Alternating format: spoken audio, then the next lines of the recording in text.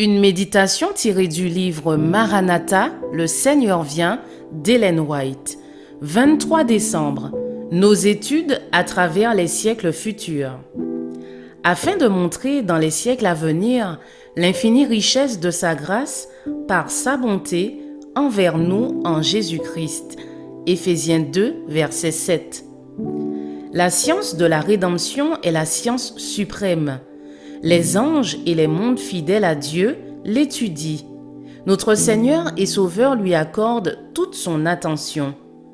Elle entre dans le plan préparé par le Créateur et tenu secret dès l'origine des temps. Romains 16, verset 25. Les rachetés la sonderont au siècle des siècles. L'homme ne peut s'engager dans une étude plus haute, mieux que tout autre. Elle guise l'esprit et élève l'âme. Le thème de la rédemption est celui dans lequel les anges désirent plonger leur regard. Il sera la science et le chant des rachetés pendant l'éternité. Ne mérite-t-il pas d'être étudié attentivement dès maintenant? L'étude de l'incarnation du Fils de Dieu, de son sacrifice expiatoire et de son œuvre médiatrice fera appel à l'esprit de l'élève assidu tant que le temps durera. Et en songeant aux innombrables années qu'il passera dans le ciel, il s'écriera « Le mystère de la piété est grand ». Pendant l'éternité, nous étudierons ce que nous aurions pu saisir dès ici-bas si nous avions mieux profité des lumières qui étaient mises à notre disposition.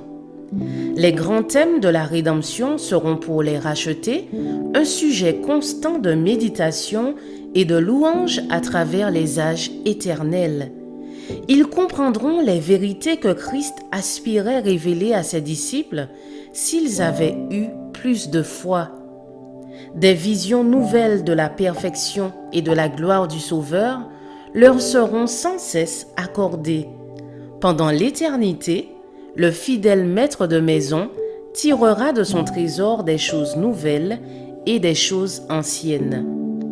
S'il nous était possible d'accéder à une compréhension parfaite de Dieu et de sa parole, il n'y aurait plus pour nous de progrès dans la découverte et la connaissance de la vérité, ni d'épanouissement possible.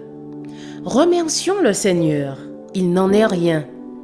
Puisque Dieu est infini, en lui sont tous les trésors de la sagesse, et nous aurons l'éternité pour chercher, pour étudier, sans jamais en épuiser les richesses, sa sagesse, sa bonté, sa puissance.